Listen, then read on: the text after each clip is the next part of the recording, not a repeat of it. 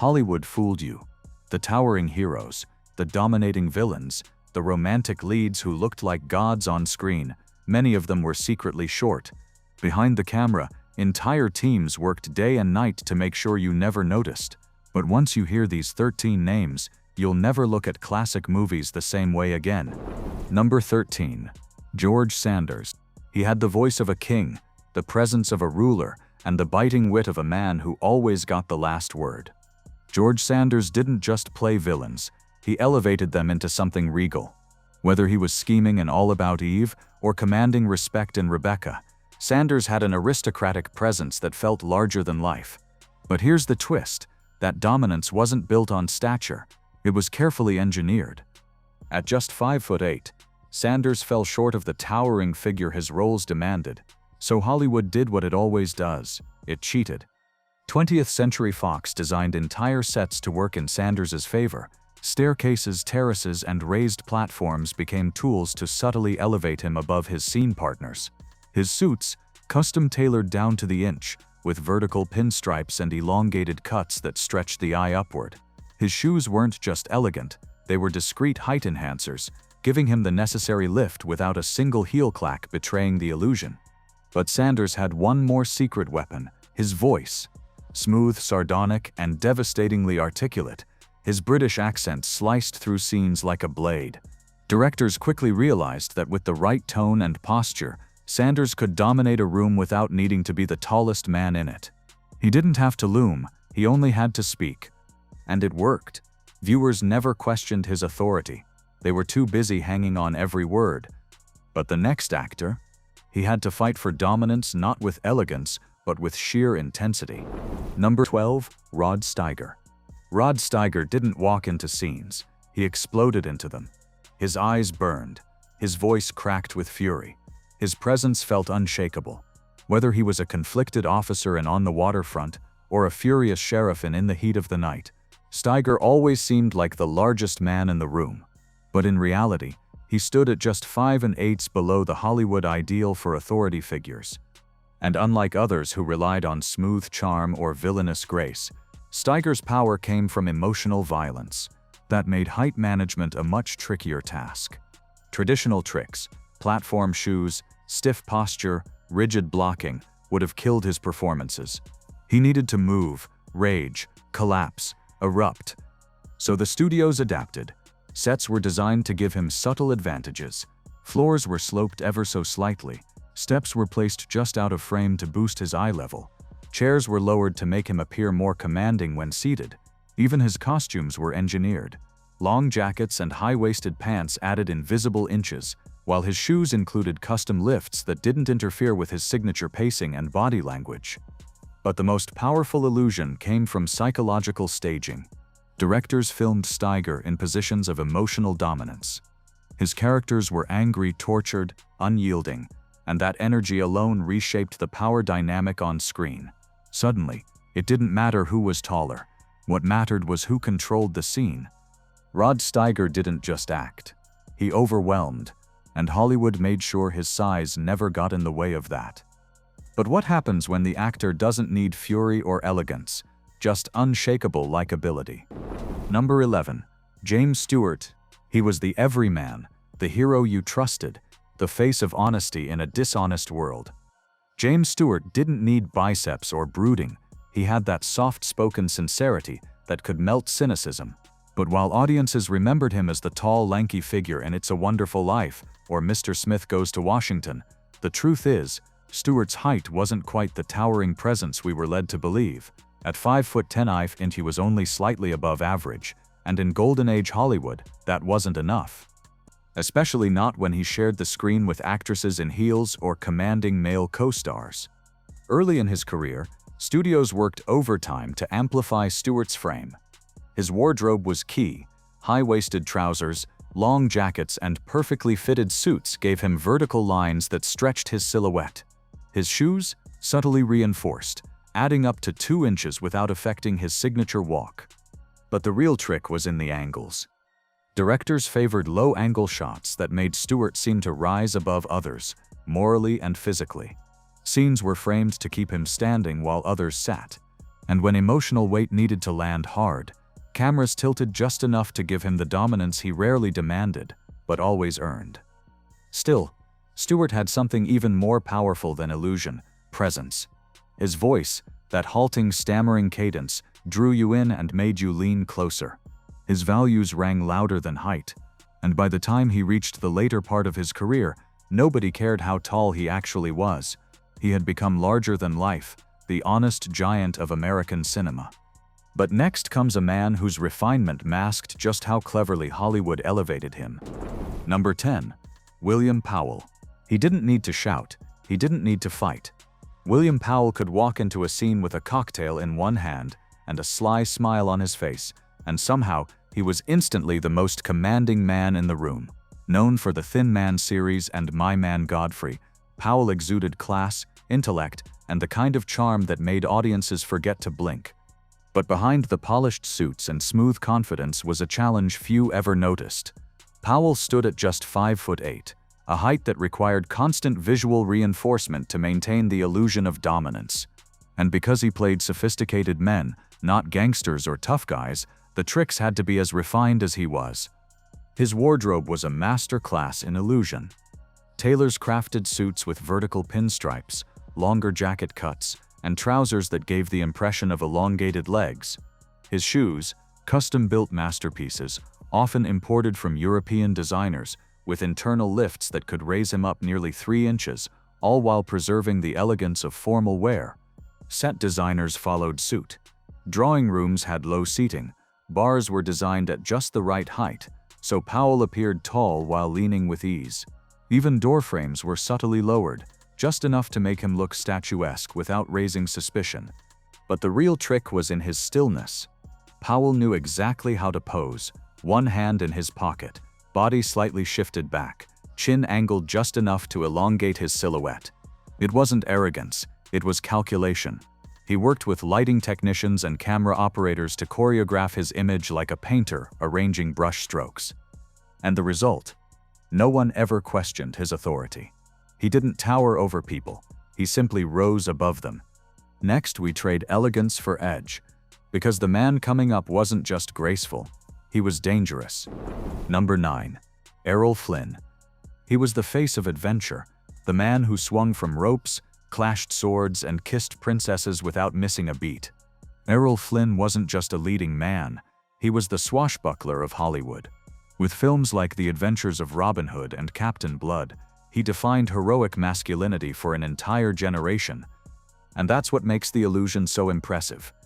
Flynn stood at 5'9", which by modern standards seems average, but in 1930s and 1940s Hollywood, average didn't cut it, especially when your job was to dominate scenes filled with armored knights and towering villains. Flynn had to look heroic, not just act like it. But here's the genius. Instead of relying on stiff lifts or restrictive tricks, Warner Brothers leaned into his movement. Sword fights were choreographed on staircases or sloped sets, always keeping Flynn slightly elevated. Castle interiors were built with platforms, hidden ramps, and carefully leveled terrain, all designed to keep him just above his opponents without anyone noticing. Even his costumes were strategic. His boots contained subtle internal lifts, and his iconic tights were tailored to emphasize long, clean lines down his legs. His doublets, designed with vertical patterns to stretch the torso, every stitch served a purpose. But perhaps Flynn's greatest asset was his posture. Head high, chest out, chin firm. His body language screamed control, even in chaos. And with cinematographers placing cameras just slightly below his eye level, the illusion became impossible to ignore. Audiences didn't care how tall he really was. They saw a hero, and heroes in the Golden Age always stood taller than life. But the next man brought something entirely different. Not swords or swagger, but raw, aching vulnerability. Number 8. Montgomery Clift. He didn't roar. He didn't flex. Montgomery Clift whispered emotion so raw it echoed louder than any scream. In films like A Place in the Sun and From Here to Eternity, Clift didn't play characters, he became them. His brooding intensity, wounded eyes, and delicate presence redefined what it meant to be a leading man in post-war Hollywood. But that redefinition came with a hidden challenge. At 5'9", Clift found himself in a strange spot. Not short enough to be written off, but not tall enough to automatically command dominance, especially opposite actresses in heels or co-stars who towered above him. And Clift's acting style didn't allow for gimmicks. He needed freedom, subtlety, space to feel. So Hollywood got smart. Paramount crafted sets with invisible architecture, gently sloped floors, elevated door frames, and natural platforms built into the background. In romantic scenes, staircases or slight elevation shifts gave Clift just enough height without disturbing the intimacy. Furniture was positioned with surgical precision so that Clift could sit or stand in a way that preserved balance with his scene partners.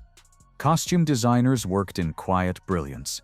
High-waisted trousers, long shirt tails, and form-fitting jackets created the illusion of vertical stretch, especially important for someone with Clift's slender frame. His shoes, engineered lifts that enhanced height without interfering with his soft, natural gait. But above all else, what made Clift transcend his physical limitations was his emotional gravity. His characters were vulnerable, haunted, searching, and those qualities pulled viewers in. Suddenly, height didn't matter. Pain did. Intensity did. Truth did. Clift didn't need to stand tall. He felt tall, and that was more powerful than any camera angle could ever fake. But the man coming next didn't need pain or romance. He changed film history with pure physical rebellion. Number 7. Marlon Brando. He didn't follow the rules. He shattered them. Marlon Brando was a storm bottled inside a man, explosive, unpredictable, magnetic. In a streetcar named Desire and on the waterfront, he didn't just perform, he dared the camera to flinch. Audiences couldn't look away. But what they didn't know was that Brando, the very face of Hollywood dominance, stood at just 5'9", a modest height by leading man standards, especially when paired against towering co-stars and strong female leads. And that was a problem, but not for long. Directors like Elia Kazan understood that Brando's genius lay in his naturalism. Any trick too obvious would snap the spell. So instead of clunky lifts or awkward blocking, they built environments that worked with him, not against him. Loading docks, stairwells, and elevated street curbs became subtle battlegrounds of visual advantage. Brando could pace, explode, collapse, and always remain visually dominant. His costumes helped too. Tight-fitting t-shirts that highlighted his muscular torso, high-rise jeans that elongated his legs, and jackets cut just right to enhance his broad shoulders. All of it crafted to make him look bigger than he was, without ever looking artificial. But more than any technical trick, it was Brando's physical presence that bent perception. The way he moved, deliberate, grounded, dangerous. The way he held a pause longer than anyone else would dare. The growl in his voice, the tension in his jaw, all of it radiated weight, and weight, in cinema, often reads louder than inches.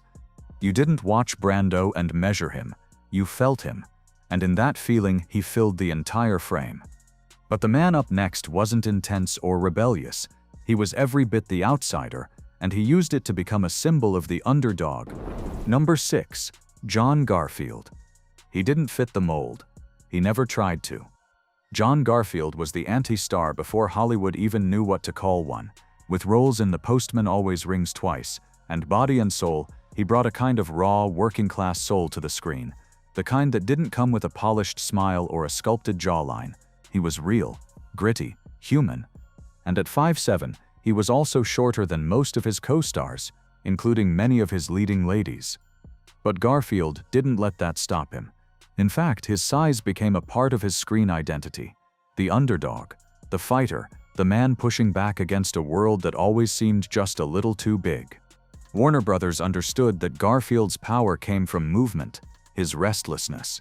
He couldn't be stiffened by lifts or stagey positioning, so instead, they moved the world around him. Sets were built with slight slopes, platforms were hidden in plain sight, and staircases were used like chess pieces, placing Garfield at just the right angle when he needed to stand tall. His wardrobe was another weapon.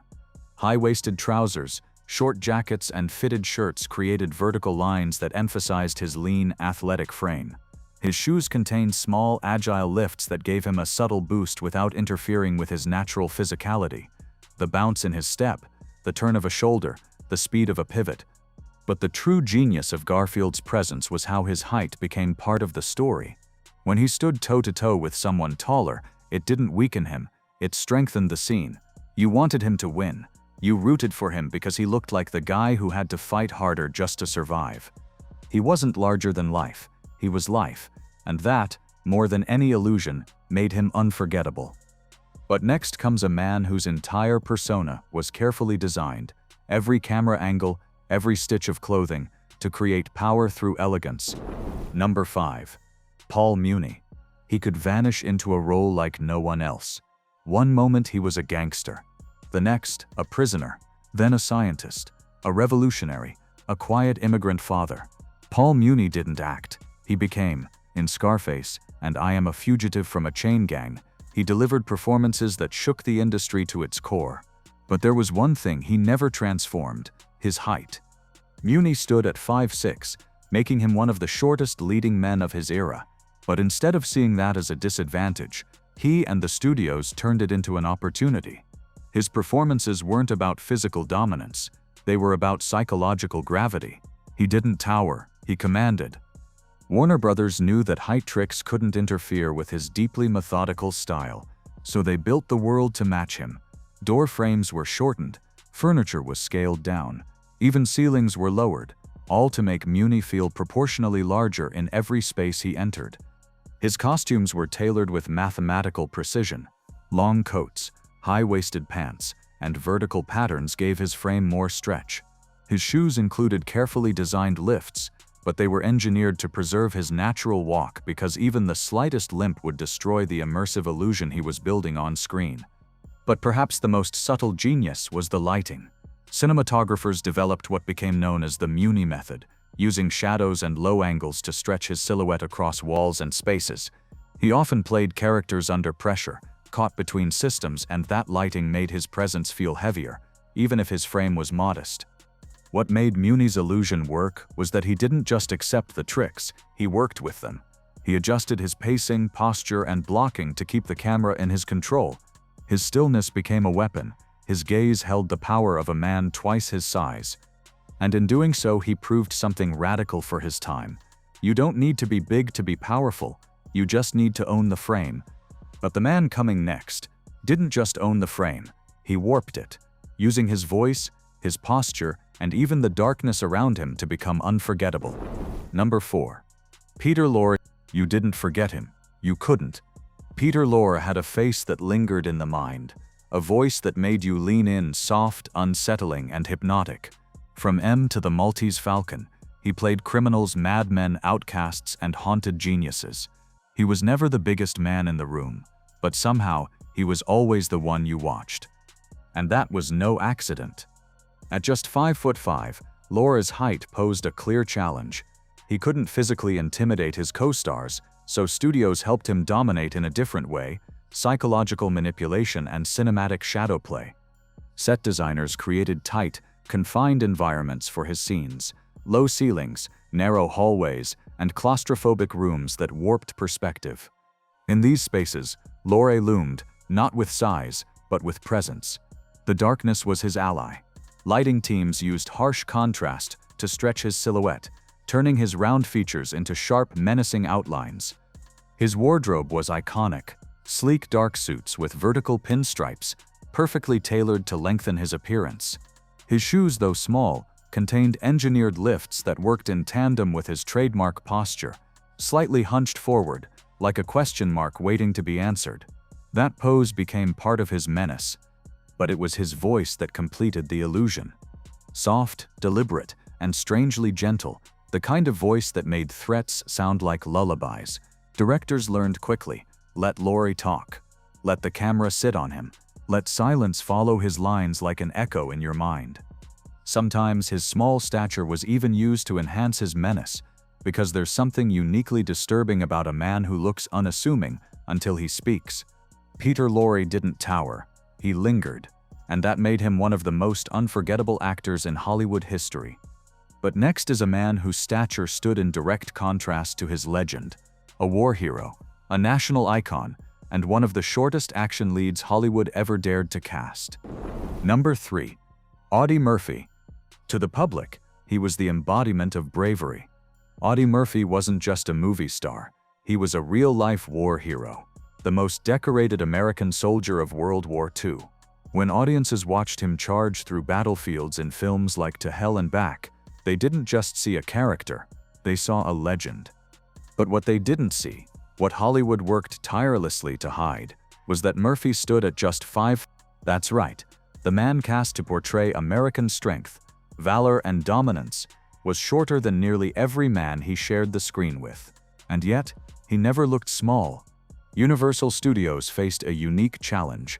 Murphy wasn't playing fantasy roles, he was portraying real soldiers in realistic combat. That meant no fantasy sets or stage illusions, no hiding behind suits or dark alleyways. He was out in the open, and the illusion had to hold. So they got creative. His military boots were custom designed with internal lifts, adding nearly 3 inches of height, while maintaining authentic regulation appearance. Sets were constructed with subtle terrain shifts, shallow ramps, uneven battlefield grounds that always kept Murphy on slightly higher elevation than his fellow soldiers. Cinematographers developed low-angle shooting methods to enhance his posture and silhouette against open skies, giving him a larger-than-life presence in wide shots. And in hand-to-hand combat scenes, taller enemy soldiers were cast deliberately, but filmed from a distance, while closer allies were carefully selected to complement Murphy's stature. But perhaps the greatest trick wasn't visual, it was psychological.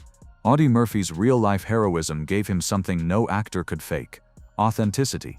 His gaze carried the weight of war, his stillness read like strength, and even when framed beside taller co-stars, you believed he was the one who would walk away standing. Audie didn't have the height of a giant, but he had the presence of a man who earned every inch of space he stood on. But up next is someone even shorter, a gangster icon whose explosive energy made you forget just how small he really was. Number 2. James Cagney. He didn't need a gun to be dangerous, he was the gun. James Cagney was pure voltage on screen, fast-talking, sharp-moving, and always one spark away from exploding. In classics like White Heat and Angels with Dirty Faces, he built the very image of the American gangster, volatile, fearless, and in total control. But what audiences never realized is that this titan of intensity stood at only 5 foot. That's right, one of the most intimidating figures in Hollywood history was shorter than the average leading lady, and yet no one questioned his dominance. Why? Because Cagney didn't play tall, he played bigger than life. Warner Brothers knew they couldn't rely on stillness or subtlety. Cagney moved too fast, punched too hard, danced too wildly, so they built speed-based illusions. Sets were tilted, and floors were staggered, giving him subtle boosts without ever slowing his rhythm. Camera angles were tilted upward mid-movement, giving chase scenes a sense of urgency and visual elevation. Costume designers worked just as hard. His suits were tight and tailored, designed to show strength in motion, never baggy, never dragging him down. His shoes had internal lifts, but more importantly, they allowed him to move, because a stiff Cagney wasn't Cagney at all. But the real trick? Cagney never paused long enough for you to think about height. He was already onto the next line, the next swing, the next eruption. He could dominate a room just by entering it with pace, like a bullet that talks. Even when he was shot from slightly below, it didn't feel like a trick. It felt right, because his energy was taller than the room, and once he started speaking fast, rhythmic, always in control, you never looked down again. Cagney proved that dominance doesn't come from height, it comes from force, and he brought it in every frame. But number 1, he didn't rely on speed or fury or shadows. He was a classic, polished leading man, and still he was one of the shortest to ever carry Hollywood on his shoulders. Number 1. Alan Ladd. He was the golden boy of Paramount. The cool loner. The soft-spoken gunslinger, with eyes that said more than a page of dialogue ever could. Alan Ladd was elegance without effort, the quiet type who let the silence do the talking. In this Gun for Hire and Shane, he wasn't just the lead, he was the movie. But here's what audiences never saw. Alan Ladd was just 5'6". That's right, the man cast as stoic heroes, action leads, and romantic daydreams was among the shortest leading men of his era, and unlike character actors or villains who could work in the shadows, Ladd was expected to stand front and center, frame after frame, looking heroic, masculine, and unshakably tall. So Hollywood went all in. Paramount built an entire system around protecting the illusion. Ladd's female co-stars were often forced to remove their heels, or were filmed in trenches carved into the set, just so he'd appear taller standing beside them. His shoes weren't just elevated, they were engineered, custom-built with lifts so discreet and balanced they allowed him to run, jump, and fight without breaking the illusion. But it didn't stop there. Ladd was frequently filmed on apple boxes, standing on hidden platforms built into sets, or positioned on sloped terrain where he always had the high ground. Directors instructed supporting actors to adjust their posture or placement in scenes to avoid exposing the truth. Cinematographers developed a distinct Ladd framing style: low angles, wide backdrops, and minimal side-by-side shots. His wardrobe, especially in westerns, was tailored to elongate his frame. Long coats, slim trousers, and hats positioned just right on his head helped draw the viewer's eye vertically. But the real reason it worked? Alan Ladd owned it. He moved with calm confidence. His characters didn't shout, didn't strut. They stood still and made the world lean in. You didn't need him to be tall. You needed him to be steady. And he was, always. Of all the actors who tricked the camera, none did it more consistently, more convincingly, and at a higher level than Alan Ladd. He wasn't a character actor, or a comic relief, or a side player.